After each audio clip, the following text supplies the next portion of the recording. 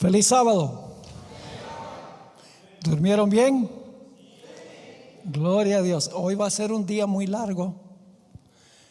Tenemos ahora una presentación, luego escuela sabática, luego un sermón en el culto. Esta tarde vamos a tener otro tema y luego una sesión de preguntas y respuestas. Las preguntas y respuestas van a ser escritas.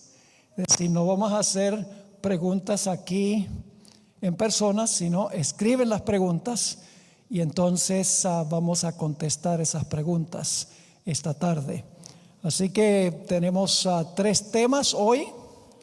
El culto por la tarde y luego sesión de preguntas y respuestas. Yo sé que el día va a ser largo, pero yo creo que va a ser productivo y una bendición de parte de Dios, porque no hay mejor lugar donde estar el sábado que en la casa del Señor.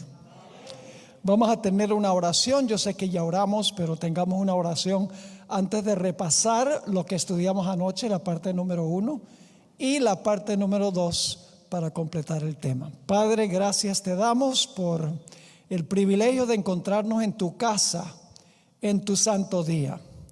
Pedimos que tu Santo Espíritu nos acompañe al abrir tu santo libro, al estudiar esa palabra. Te lo pedimos en el nombre y por los méritos de Cristo nuestro Salvador. Amén. Vamos a repasar lo que estudiamos brevemente en unos 10 minutos, lo que estudiamos en nuestro primer tema de anoche. Vimos que hay una relación entre la condición del pueblo judío en los días de Cristo y la apostasía de la iglesia cristiana hoy en día.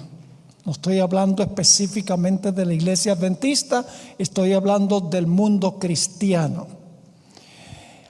En realidad nos dimos cuenta en nuestro estudio que el pueblo de Dios en los días de Cristo estaba cometiendo fornicación.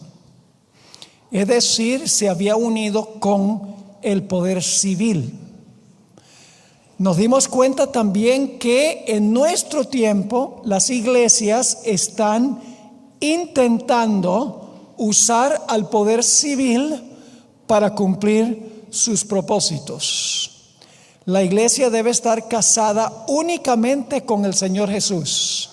El Señor Jesús es el que debe hacer la obra de la iglesia, pero cuando la iglesia procura usar el poder civil para cumplir su misión, la Biblia dice que eso es fornicación.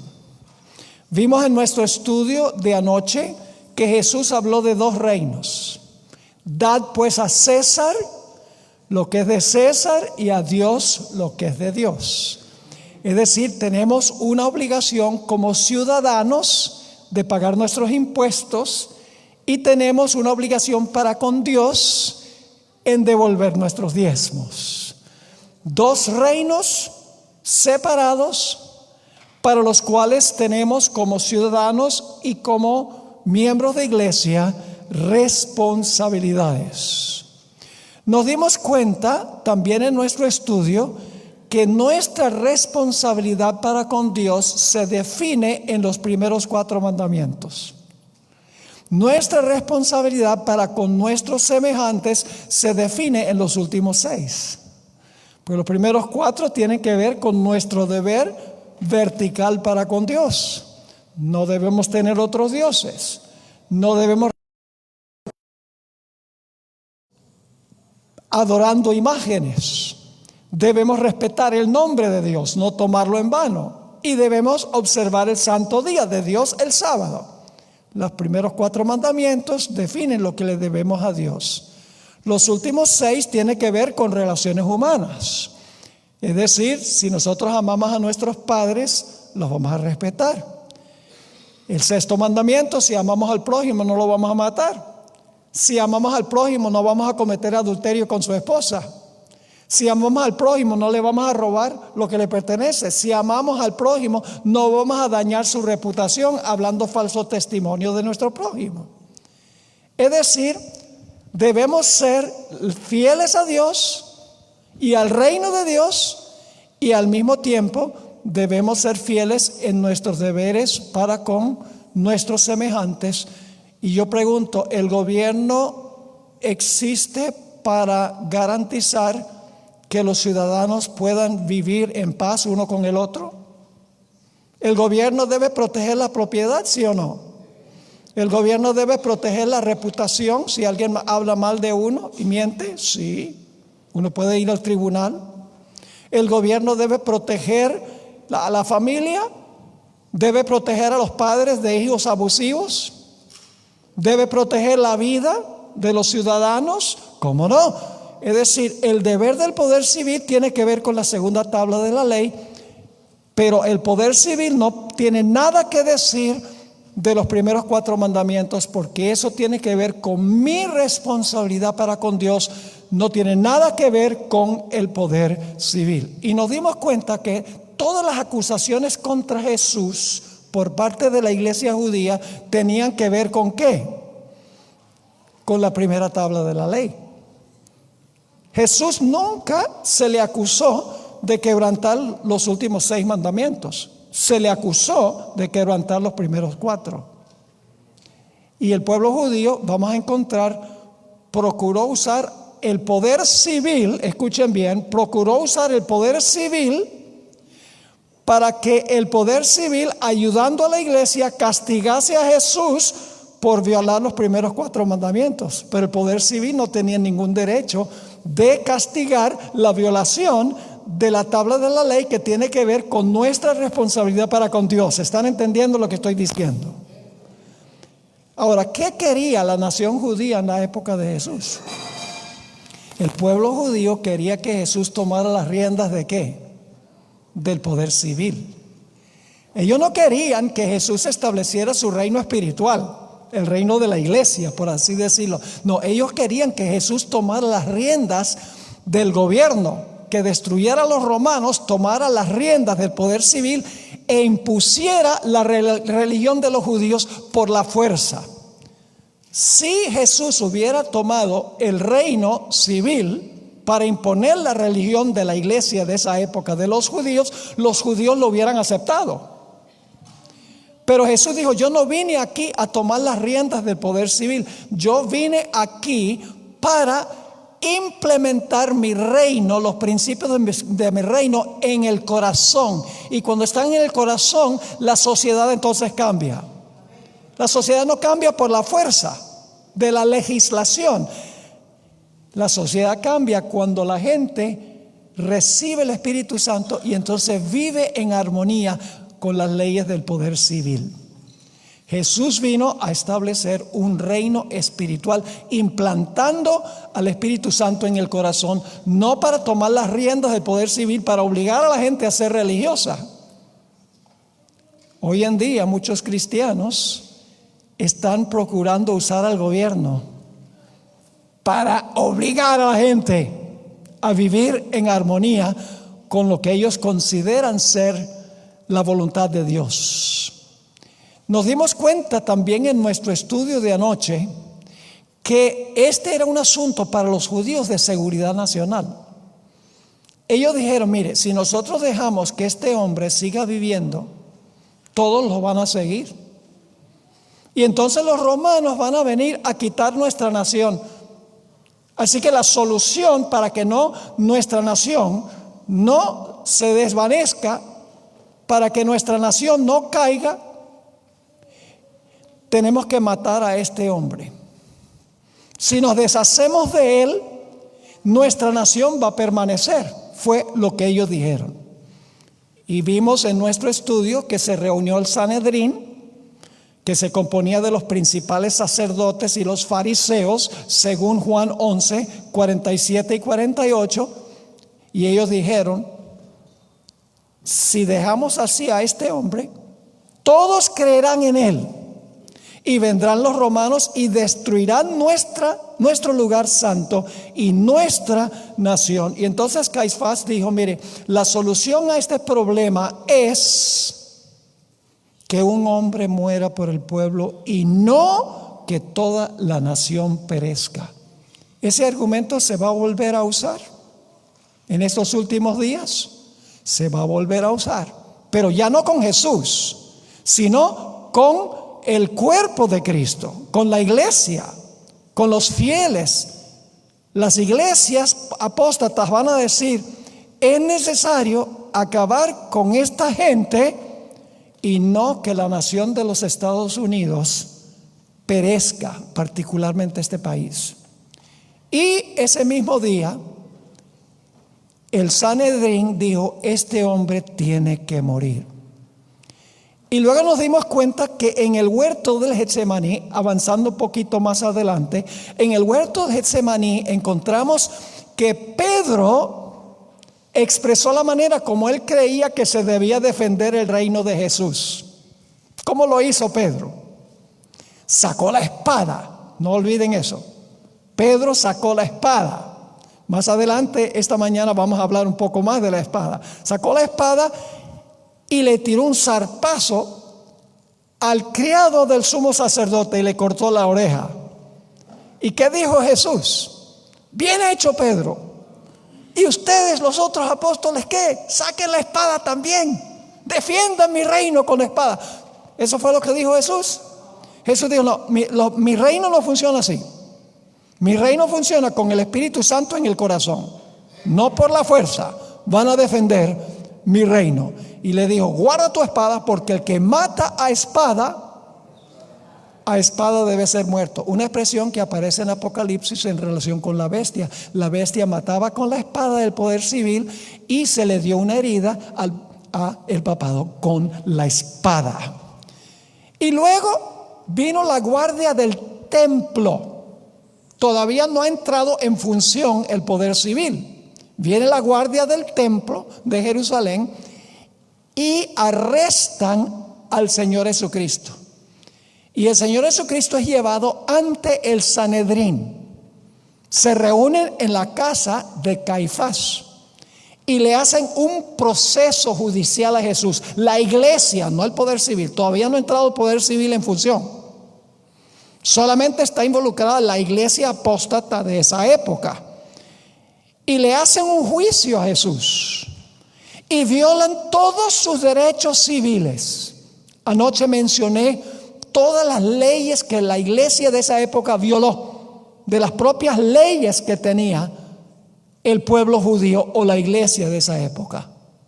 Nos dimos cuenta que también todas las denominaciones judías se unieron, aunque no se querían unos con los otros, aunque tenían diferentes teologías, todos eran judíos.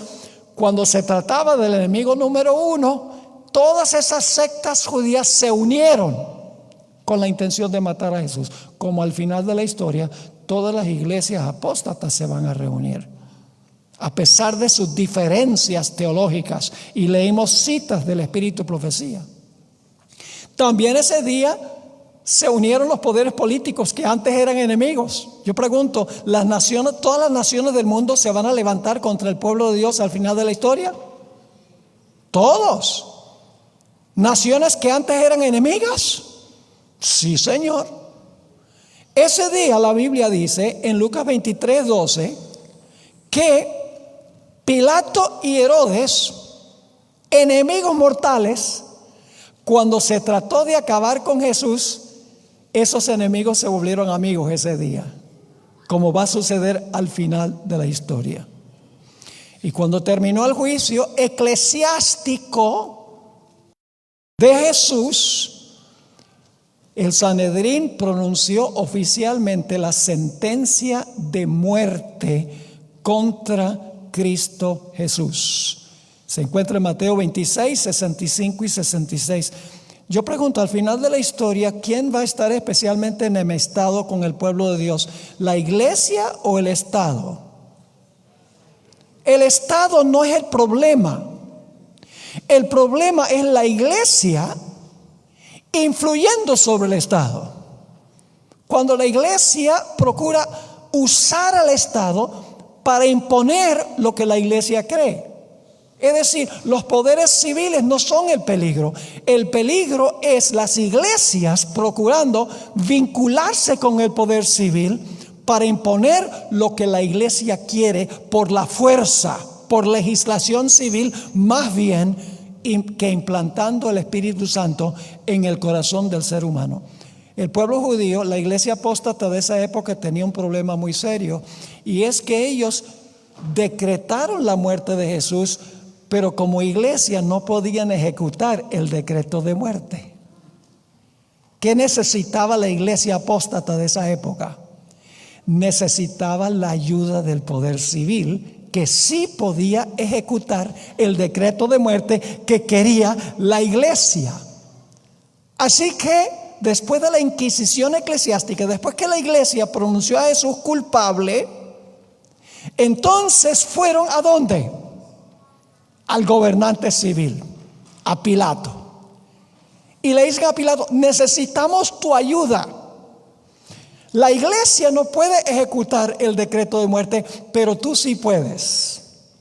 En ese momento la iglesia se une ¿con qué? Con el poder civil. Se une la iglesia oficialmente con el Estado. La iglesia apóstata de ese tiempo se une con el Estado. Y traen a Jesús y le dicen a Pilato: este hombre te lo trajimos porque es malhechor. Y Pilato no está muy convencido. Pilato dice: bueno, ¿y cuál es la acusación que ustedes tienen en contra de este hombre? Y ellos responden: este hombre se proclamó hijo de Dios. Y Pilato está pensando: ¿y eso a mí qué me importa? Y dice: júzguenlo ustedes, la iglesia, por la ley que tienen ustedes. Es decir, Pilato reconoce que hay dos reinos y cada uno con su ley, porque le dice: júzguenlo de acuerdo a la ley de ustedes. Pero entonces ellos dicen: tenemos un problema, y es que nosotros como iglesia no podemos ejecutar el decreto de muerte. Necesitamos la ayuda del poder civil. Yo pregunto: ¿esto sucedió durante la Edad Media, durante el periodo de dominio papal? Idéntico. Uno dice: la iglesia romana mató a muchos mártires durante los 1260 años, y la iglesia romana dice: nosotros no matamos a nadie, fue el poder civil. Sí, fue la iglesia usando la espada del poder civil para matar a los mártires. Técnicamente fue el poder civil, pero por la influencia de la iglesia. Por eso en los Estados Unidos, en nuestro país, por lo menos formalmente, hay una separación radical entre la iglesia y el Estado en la Constitución de los Estados Unidos. Es diferente que cualquier otra nación. El Congreso no puede hacer ninguna ley que establezca alguna observancia religiosa, ni que prohíba que la gente practique su religión en este país. Y el problema es, escuchen bien, vienen muchos inmigrantes a los Estados Unidos que desconocen el estilo de gobierno de este país y traen su idiosincrasia católica. No estoy en contra de los inmigrantes, pero inmigrantes que vienen a este país necesitan estudiar el estilo de gobierno de este país, porque es diferente que el estilo de gobierno de los países de donde ellos vienen, donde la iglesia y el poder civil son uña y mugre, y no les puedo decir quién es el mugre y quién es la uña. El estilo de gobierno de este país es distinto, porque oficialmente en sus documentos que fundaron el país separa radicalmente la iglesia del Estado. La iglesia funciona como iglesia, ese es un reino. El Estado funciona como Estado, ese es otro reino. No juntos y revueltos, sino separados uno del otro. Vamos a hablar de eso un poquito más adelante. Ahora, los judíos se dieron cuenta que Pilato no estaba comiendo cuento. Él dice: júzguenlo de acuerdo a la ley de la iglesia. Pero entonces ellos están pensando, pero necesitamos que el Estado oficialmente imponga el decreto de muerte, que lo implemente. Y ellos se dan cuenta que diciéndole a Pilato que este hombre dijo que era hijo de Dios, Pilato no va a comer cuento, porque eso no le va ni le viene. Así que dicen, tenemos que conseguir algún delito de Jesús en contra del gobierno romano. Y ahí es que dan 3 razones a Pilato por las cuales él debe condenar a Jesús a muerte como quería la iglesia. Las 3 razones dice, él pervierte la nación. Pilato había oído en cuanto a Jesús, según la hermana White, y él sabía que Jesús no pervertía la nación. Dice, y dice que no se le deben pagar impuestos a Roma. Mentira, Jesús dijo, dale a César lo que es de César. Pilato sabe que esa acusación es falsa. Pero luego dicen, él se proclamó rey. Y se le paran las orejas a Pilato. Pilato dice, si él dice que es un rey, es sedición contra el gobierno romano. Y lleva a Jesús a su lugar privado para entrevistar a Jesús. Y le dice a Jesús, ¿eres tú en verdad un rey? Lo que te acusan. ¿Está causando sedición contra el imperio romano? ¿Quieres tomar el trono del César? Y Jesús dice, mi reino no es de este mundo. Sí, yo soy un rey, pero no de Roma. Un rey de un reino espiritual. Y dice que si yo quisiera el trono de Roma, mis seguidores pelearían con la espada para que no fuera entregado. Pero mi reino no es de aquí. ¿Cuántos reinos reconoció Jesús? 2. El de Pilato y el de él. Y entonces Pilato sale y 3 veces declara públicamente que Jesús es inocente. Pilato condenó a un hombre que públicamente proclamó inocente de algún delito contra el poder civil. ¿Me están entendiendo lo que estoy diciendo? Pilato sale y dice, yo en relación con el poder civil de Roma, yo no hallo a este hombre culpable. No ha violado ninguna ley de Roma. Pero los judíos sí dicen, pero sí ha violado leyes de nuestra iglesia. Y necesitamos tu ayuda, Estado, para poder ejecutarlo. 3 veces Pilato declaró que Jesús era inocente. Pero los judíos dijeron, y esto está en Juan 19:7, nosotros tenemos una ley. Puede ser que no ha violado ninguna ley civil, pero nosotros, la iglesia, tenemos una ley. Y según nuestra ley, debe morir, porque se hizo a sí mismo hijo de Dios. Ese argumento se va a volver a usar. Leímos una cita del Espíritu de Profecía, a donde ese argumento se va a usar de nuevo. Según nuestra ley, el pueblo de Dios debe morir. Ahora, ¿por qué entregó Pilato a la muerte a un hombre que abiertamente declaró inocente? Hasta aquí llegamos en nuestro tema de anoche. Todavía estamos repasando. Había pensado en 10 minutos, pero necesitamos hacer el puente. Y hoy no hay apuro, porque tenemos hasta la puesta del sol. ¿Verdad que sí? Amén. Ahora fíjense, ¿por qué entregó Pilato a la muerte a un hombre que no había violado ninguna ley de Roma, que la iglesia quería matar porque Jesús no estaba en armonía con la teología de ellos? Por 2 razones. Número 1, porque se estaba formando un tumulto. Y Pilato ya estaba fichado por el César, porque allá en Judea había existido muchos alborotos entre los judíos.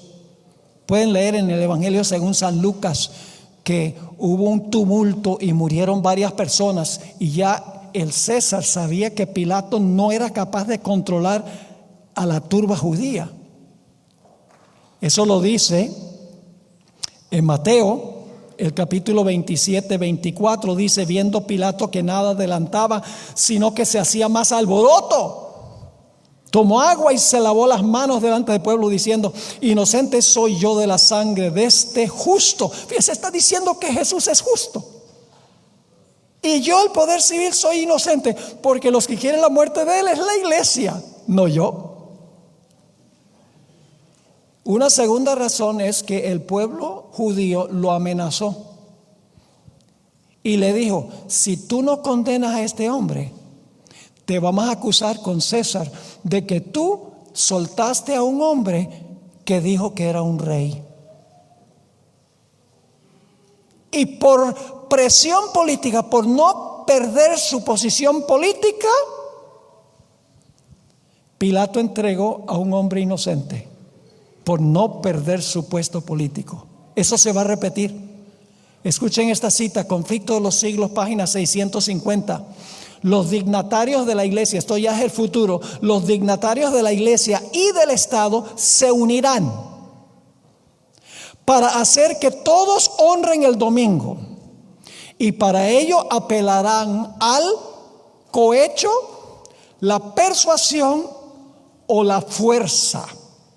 La falta de autoridad divina se suplirá con ordenanzas opresivas. Ahora escuchen, esto está pasando ahora. La corrupción política está destruyendo el amor a la justicia y el respeto a la verdad. ¿Está pasando eso? ¿Ustedes están viendo las noticias o no? La corrupción del gobierno presente que tenemos. No me meto yo en la política, pero es patente, visible.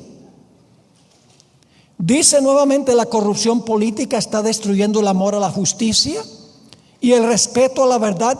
Y hasta en los Estados Unidos de la libre América se verá a los representantes del pueblo. ¿Quiénes son los representantes del pueblo? El Congreso. Los representantes del pueblo y a los legisladores tratar de asegurarse el favor público. ¿Qué van a hacer los legisladores y los representantes del pueblo? ¿Quieren ganar qué? ¿Quieren ganar el favor público? ¿Pasó eso con Pilato? Sí, sigue diciéndose.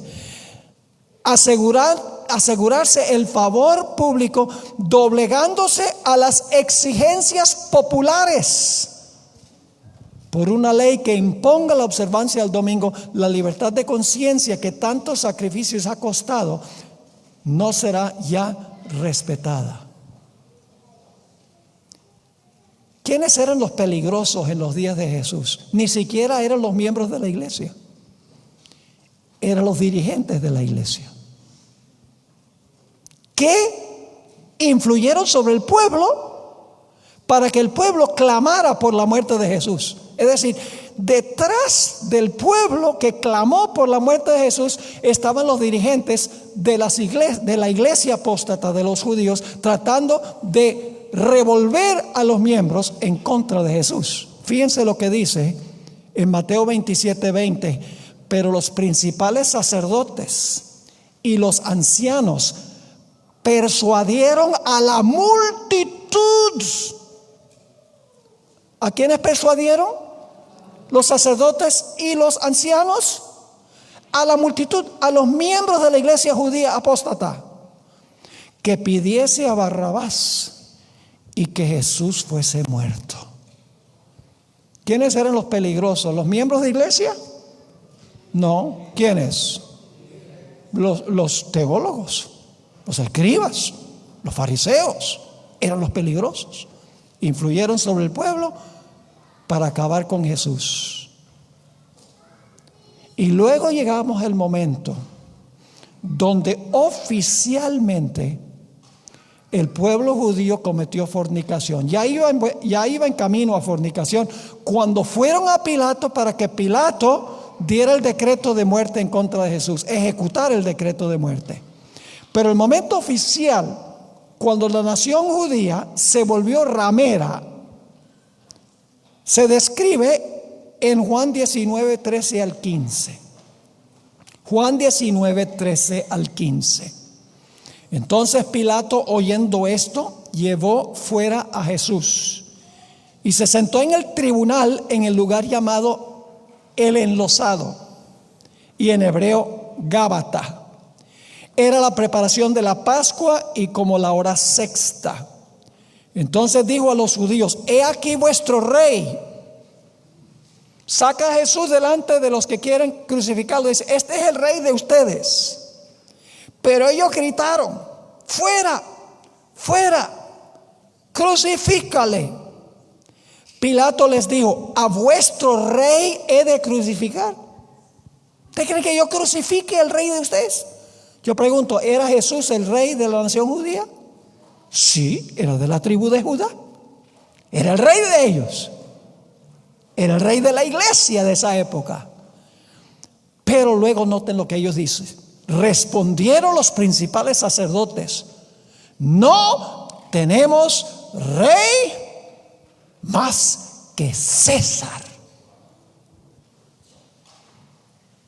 Ese fue el momento cuando la iglesia judía se tornó ramera, porque oficialmente dijo: nuestro esposo no es Jesús, nuestro esposo es César, el gobierno civil.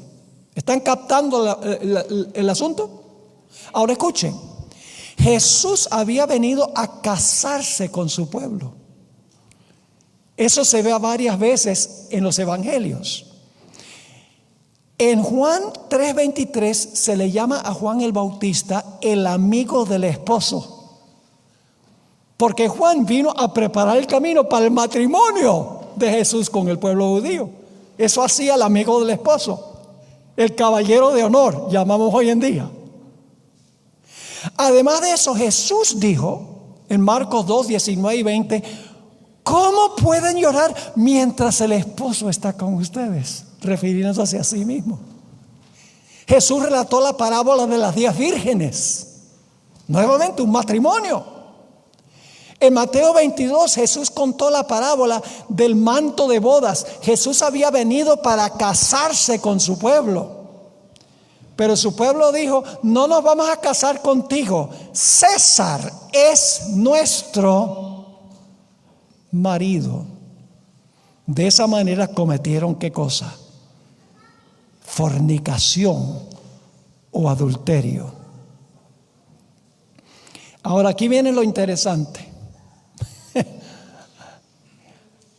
Los líderes judíos dijeron: si matamos a este hombre, si no matamos a este hombre, van a venir los romanos y van a quitar nuestra nación.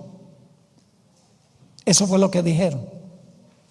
Pero escuchen bien, cuando mataron a Jesús, causaron lo que querían impedir. ¿Oyeron lo que dije? Ellos decían: matándolo a él, salvamos a la nación. Pero matando a Jesús, condenaron a la nación.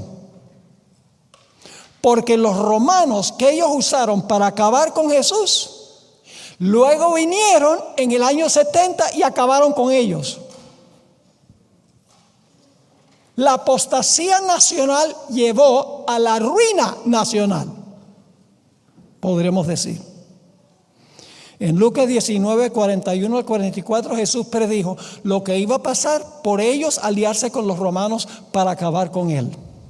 Dice en Lucas 19:41: y cuando llegó cerca de la ciudad, al verla lloró sobre ella. Está descendiendo Jesús del monte de los olivos para entrar por la puerta oriental de Jerusalén, y dice que llora, diciendo: oh, si también tú conocieses, a lo menos en este tu día, lo que es para tu paz, mas ahora está encubierto de tus ojos.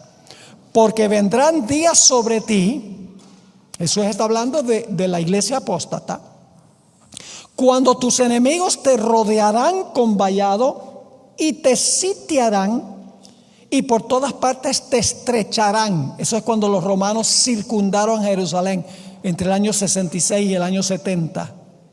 Y te derribarán a la tierra y a tus hijos dentro de ti, y no dejarán en ti piedra sobre piedra. Y ahora da la razón: por cuanto no conociste el tiempo de tu visitación. ¿Cuál fue el tiempo de su visitación? La venida de Cristo para casarse con su pueblo. No conocieron el tiempo, no reconocieron a su esposo, por así decirlo. Esto se va a repetir.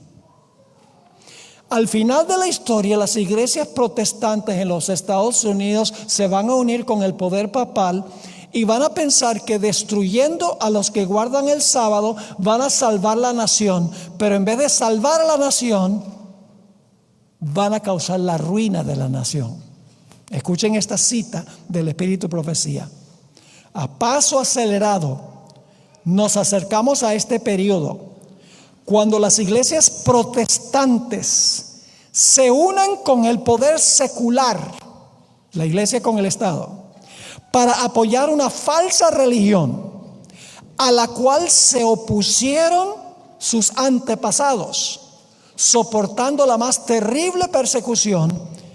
Entonces el día de descanso papal será hecho obligatorio por la autoridad combinada de la iglesia y el Estado. ¿Qué se va a imponer?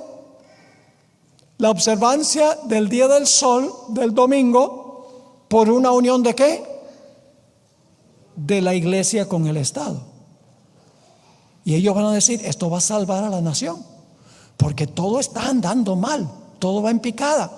Dios está enojado con nosotros porque no estamos respetando el día domingo como día de reposo. Entonces hay que acabar con aquellos que insisten que hay que guardar el sábado. Si acabamos con ellos, entonces la nación va a volver otra vez a ser próspera.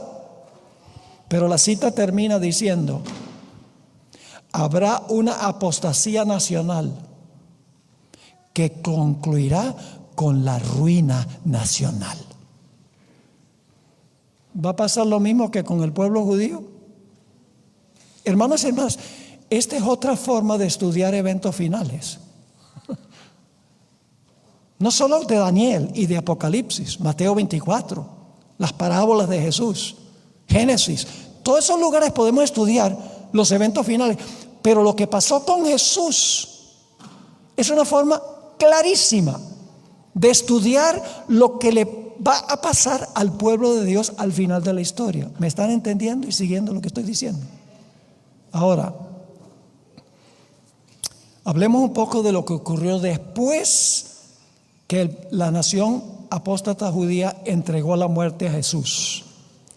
El libro de Hechos de los Apóstoles nos dice que Jesús envió a los apóstoles para predicar y bautizar a los que se arrepintieran de sus pecados, ¿correcto?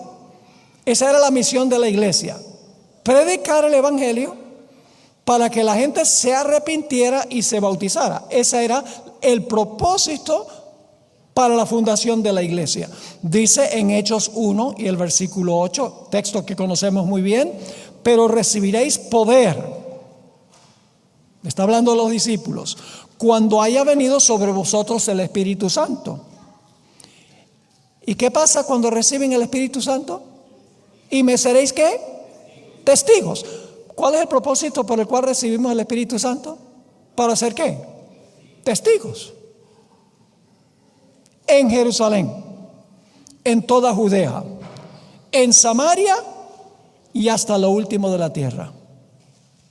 ¿Cómo era que ellos iban a ser testigos? ¿Qué iban a usar para convencer a la gente de que se arrepintiera y recibiera a Cristo Jesús? Le iban a decir al poder civil, mire, obliguen a esa gente a convertirse. No. Yo pregunto, ¿le dio Cristo a la iglesia una espada? ¿Cristo le dio a la iglesia una espada? ¿Cuál espada le dio Cristo a la iglesia? Este libro, la Biblia. ¿Se predica qué? La Biblia. ¿Y qué pasa cuando se predica la Biblia? La gente ¿qué? Se arrepiente, confiesa sus pecados y recibe a Cristo Jesús, se bautiza y recibe a Cristo Jesús como Salvador personal. La iglesia usa la espada del Espíritu. En Efesios 6:17 dice: tomad el yelmo de la salvación y la espada del Espíritu, que es la palabra de Dios. La espada de la iglesia es la Biblia, y la iglesia usa la espada predicando. La espada penetra y convierte a la gente. Esa es la forma en que Dios le da la espada a la iglesia. La iglesia tiene su espada. ¿Y saben lo que es interesante? En vez de la iglesia usar la espada del poder civil para avanzar la obra de la iglesia, la espada se levantó contra los predicadores.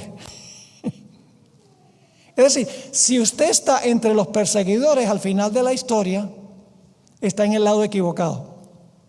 Si está con los perseguidos, está en el lado correcto.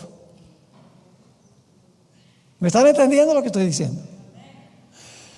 La espada se iba a levantar en contra de los que estaban predicando. La espada del poder civil, por la instigación de la iglesia, iba a levantarse en contra de los fieles.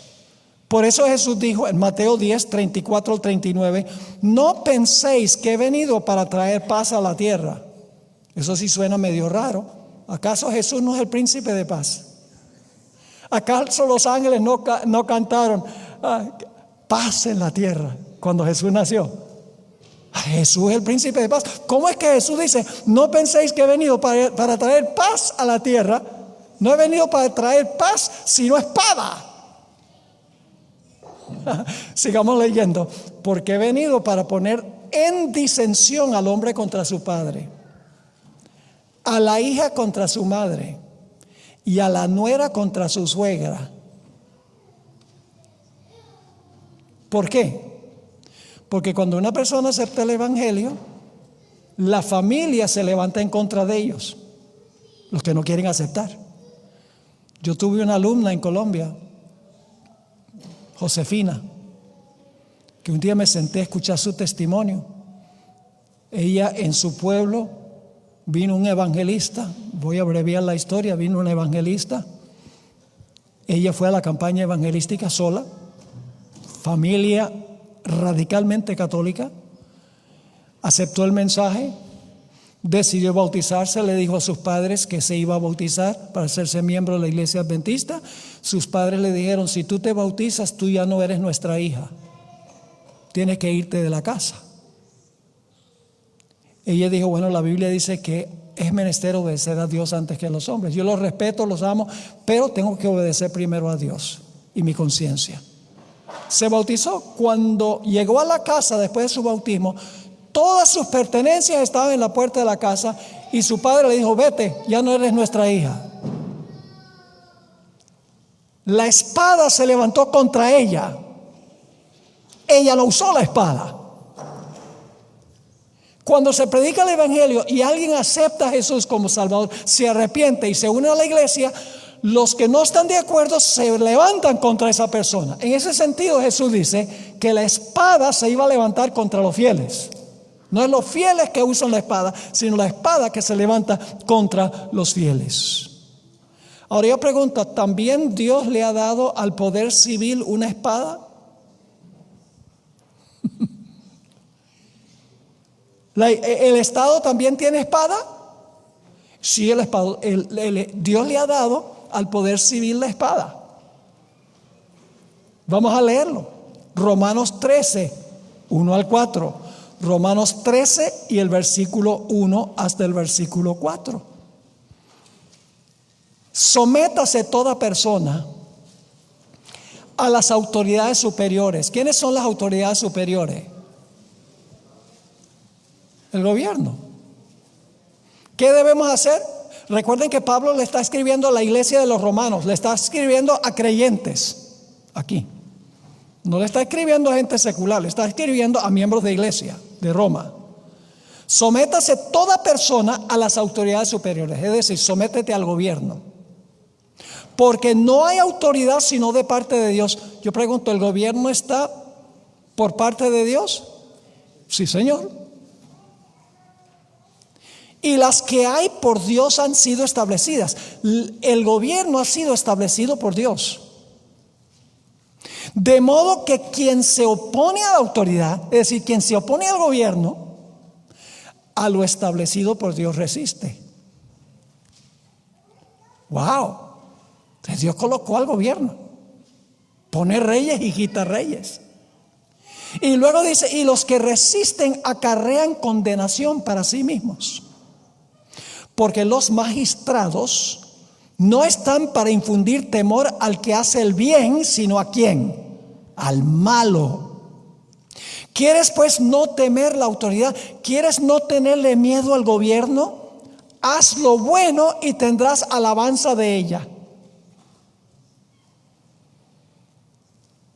¿Están entendiendo esto? Si yo hago el bien, si yo obedezco todas las leyes civiles, ¿tengo que tenerle miedo al gobierno? ¿Cuándo tengo que tenerle miedo al gobierno? Cuando hago lo malo. Y luego noten el versículo 4. Porque es servidor de Dios. ¿El gobierno es qué? Servidor de Dios. Para tu bien. Pero si haces lo malo, teme, porque no en vano lleva la espada. ¿El poder civil tiene una espada? Sí, Señor. ¿Cuál espada? ¿Esta? ¿Esta? No. ¿Saben cómo el poder civil usa la espada? Cuando una persona viola las leyes civiles del Estado. No los primeros 4 mandamientos. Eso le pertenece a Dios. Pero cuando la gente viola la segunda tabla de la ley para preservar el orden civil, el gobierno usa la espada para castigar a los que violan las leyes civiles. ¿Cómo lo hace? Poniendo multas. Así usa la espada. Confiscando bienes si la gente las adquirió ilegalmente. Encarcelando a la gente que viola las leyes civiles. Y en algunos estados, la pena de muerte. Esa es la forma como el poder civil usa la espada. Es decir, una espada que castiga a los que violan leyes civiles. Pero el gobierno no tiene ningún derecho de usar la espada instigada por la iglesia para condenar a los que guardan los primeros 4 mandamientos, porque esos mandamientos le pertenecen a Dios. ¿Me están entendiendo lo que estoy diciendo? El poder civil usa la espada para castigar violaciones de la ley civil. Dios finalmente castigará a la gente que viola los primeros 4 mandamientos, pero el poder civil no lo puede hacer. Ahora fíjense qué interesante esto.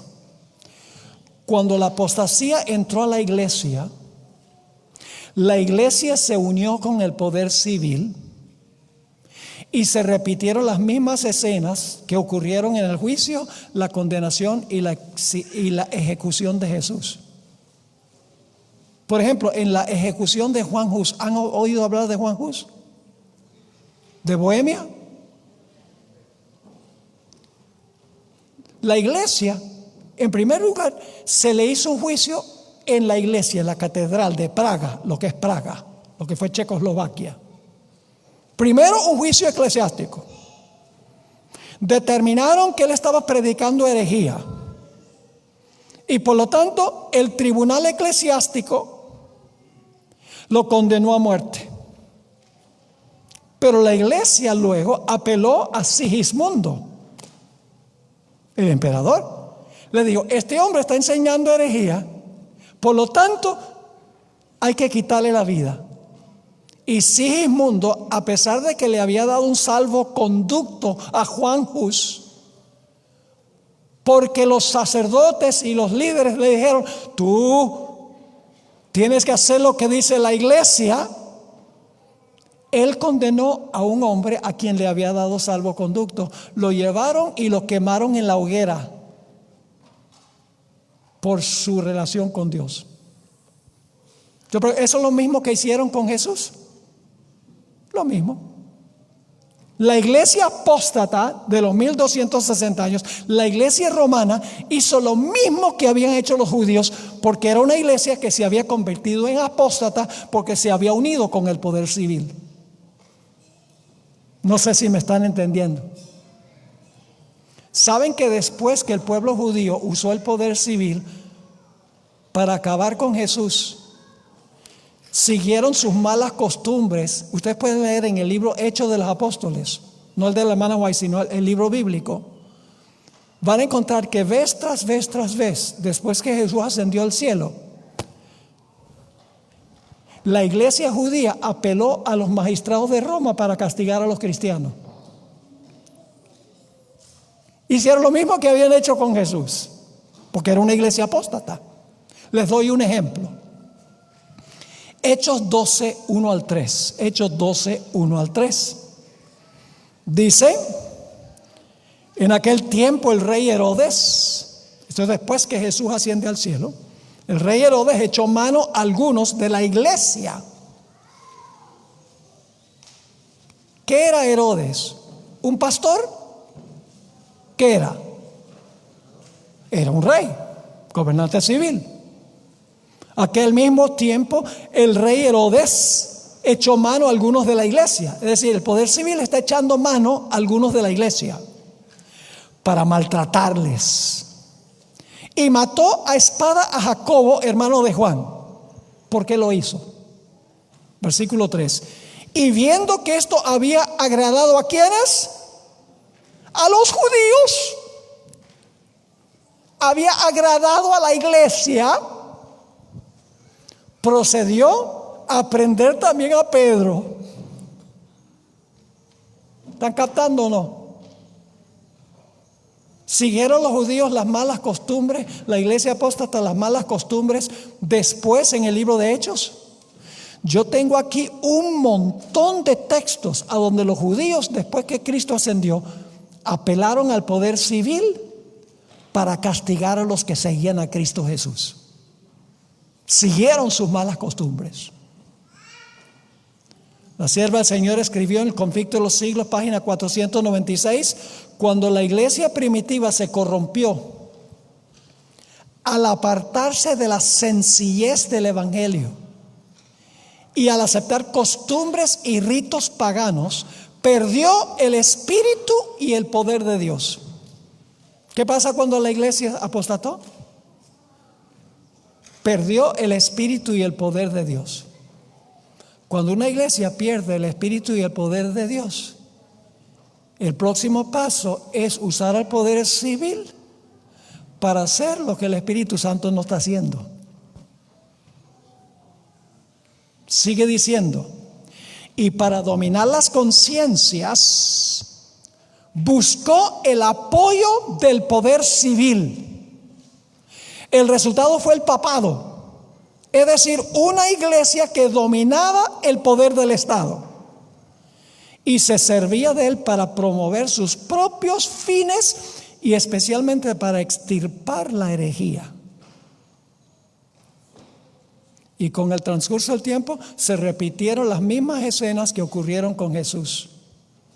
Cuando la iglesia lo condenó, apeló al poder civil para matarlo.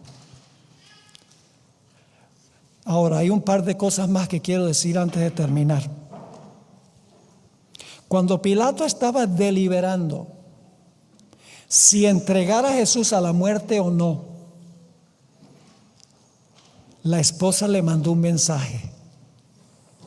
Ustedes conocen esta historia, ¿verdad? Pilato estaba deliberando: ¿lo condeno? ¿No lo condeno? En ese momento le llegó una notica a Pilato, enviado por su esposa. Y esa noticia de su esposa le dijo a Pilato: no condenes a este hombre, porque este hombre es inocente. No hagas lo que quiere la iglesia apóstata. Suelta a este hombre que no es culpable.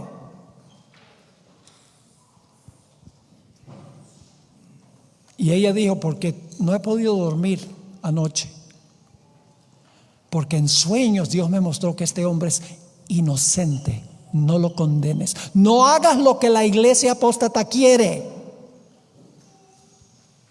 Pero Pilato no escuchó el consejo de su esposa. Por salvar su posición política y por evitar un tumulto, entregó a la muerte a Jesús. Y según la hermana White, Pilato estará fuera de la santa ciudad después del milenio, viendo la coronación de aquel a quien condenó. Momento solemne, cuando Pilato se va a dar cuenta que Jesús no era aquel que él condenó, que Jesús era no solo el Mesías de los judíos, sino Rey de reyes y Señor de señores. Dice Mateo 27, versículo 20 y versículo 24: pero los principales sacerdotes y los ancianos persuadieron a la multitud que pidiese a Barrabás y que Jesús fuese muerto. Versículo 24: viendo Pilato que nada adelantaba, sino que se hacía más alboroto, tomó agua y se lavó las manos delante del pueblo, diciendo: inocente soy de la sangre de este justo, allá vosotros. Pero Pilato no era inocente, era culpable. Yo pregunto, ¿la esposa de Pilato tiene un mensaje para los gobernantes del mundo hoy? ¿La esposa de Pilato tiene un mensaje para el presidente Biden? ¿Para Donald Trump? ¿Tiene un mensaje para los gobernantes del mundo? Sí, les está diciendo: no condenen a este remanente que es fiel en guardar la ley de Dios. Pero lamentablemente la profecía dice que los reyes de la tierra, los gobernantes, para salvar su puesto político y para complacer a las iglesias apóstatas, van a hacer lo mismo que hizo Pilato. Un último punto. Una cita bíblica y un par de citas de la hermana White. Juan 16, 1 al 3 dice, Jesús está hablando a sus discípulos: estas cosas os he hablado para que no tengáis tropiezo, para que no apostaten. Os expulsarán de las sinagogas. Jesús le está diciendo a sus seguidores: hoy no son sinagogas, sino ¿qué? Iglesias, muy bien. Os expulsarán de las sinagogas. Y aún viene la hora cuando cualquiera que os mate pensará que rinde servicio a Dios. Y harán esto porque no conocen al Padre ni a mí. Viene el tiempo cuando los cristianos, condenando al remanente, van a pensar que le están haciendo un favor a Dios. Y se van a repetir las mismas escenas que ocurrieron con Jesús. Aquí vienen las dos citas del Espíritu de Profecía. La primera cita es escalofriante.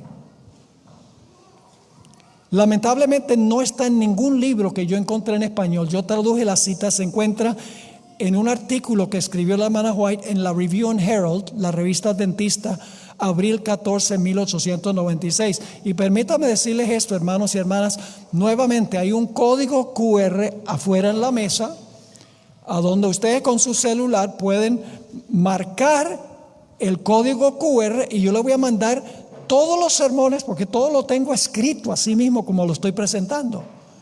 Y ustedes van a tener todas las citas, algunas de las que yo traduje que no están en español. Van a tener todos los versículos de la Biblia, todos los conceptos, para que entonces ustedes puedan ir a su casa con calma y estudiar todo y ver si lo que estoy presentando está en armonía con la Biblia y el Espíritu de Profecía. Dios nunca aprueba que se use la fuerza para prohibir la predicación de la palabra de Dios. Ni en la iglesia, en nuestra iglesia, Dios no usa ese método de prohibiciones y amenazas.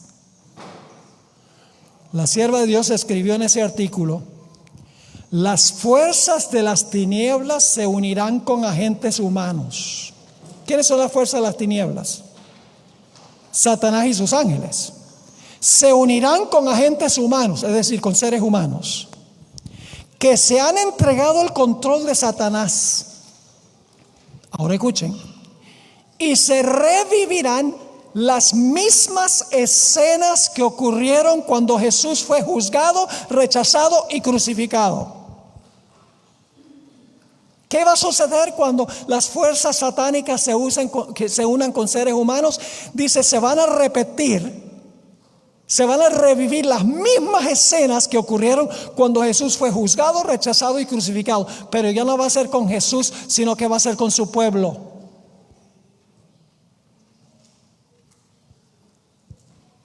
Porque cuando se persigue al pueblo, se está persiguiendo. Cuando se persigue al cuerpo, se está persiguiendo a la cabeza. Por eso cuando Saulo iba a perseguir a los cristianos, Jesús dijo, ¿por qué me persigues? Al perseguir al pueblo de Dios, están persiguiendo a Jesús. Sigue diciendo, al entregarse a las influencias satánicas, los hombres se transformarán en demonios. Eso es lo que nos espera, hermanos. Tenemos que ser más fieles que nunca en nuestra conexión con Jesús. Tenemos que estudiar, asimilar la palabra. Dejen a un lado toda esa texteadera que hacen en su teléfono, perdiendo el tiempo. Dejen de estar yendo al internet a mirar bobadas. Echemos a un lado todos esos programas de televisión. Lo que nos hace es acoplarnos a la cultura. Dediquemos nuestro tiempo al estudio de la palabra de Dios, a la oración, a testificar por Cristo Jesús. Ocupémonos en las cosas del Señor, porque vamos a necesitar la fuerza, hermanos y hermanas, la misma fuerza que tuvo Jesús en su juicio en el Getsemaní, en la escena de la crucifixión. Vamos a necesitar la constancia que tiene Él, pero para eso tenemos que estar conectados con Él. Al entregarse a las influencias satánicas, los hombres se transformarán en demonios.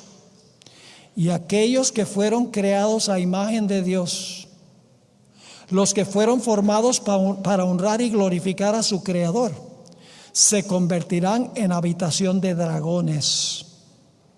Y Satanás verá en una raza humana apóstata su obra maestra de maldad, seres humanos que reflejan su propia imagen.